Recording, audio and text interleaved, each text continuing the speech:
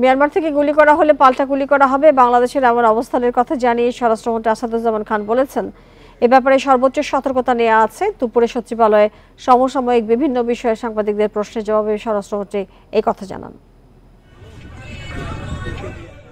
মিয়ানমারের রাখাইন রাজ্যে Arakan army ও সশস্ত্র বাহিনীর মধ্যে সংঘর্ষ চলছে।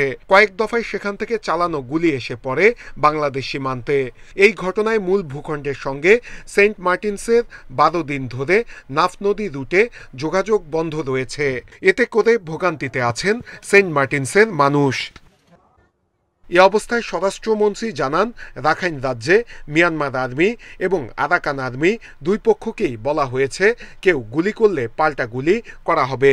কখনো মায়ানমার আর্মি কখনো আরাকান আর্মি ফায়ার ওপেন করে আমরা দোনো দলের সঙ্গেই আমরা বলে দিয়েছি যে আমাদের গুলি করলে আমরাও এরপরে পাল্টা গুলি করব। কাজেই আমাদের এইখানে আর কোনো গোলাগুলি হচ্ছে না। ওখানে যে মায়ানমারের 2টি জাহাজ ছিল সেগুলো ফেরত নিয়ে গিয়েছে। সচিবালয়ে স্বরাষ্ট্রমন্ত্রী আরও জানান, যুদ্ধে মিয়ানমারের বর্ডার গার্ড পুলিশ আত্মরক্ষার্থে এখানে পালিয়ে আসছে। এরা মাঝে মাঝে ভুল করে আমাদের পুলিশের আমাদের টহল বিজিবির উপরে ফায়ার ওপেন করেছিল। তাদেরকে আমরা জানিয়েছি, তারা যেটা বলছে যে আপনারা সুনির্দিষ্টভাবে বাংলাদেশের ফ্ল্যাগ যাতে উড়িয়ে যায় সেই রকম একটা ব্যবস্থা করেন, তাহলে বাংলাদেশের ফ্ল্যাগ উড়ে গেলে আর কেউ ওখানে গুলি করবে না।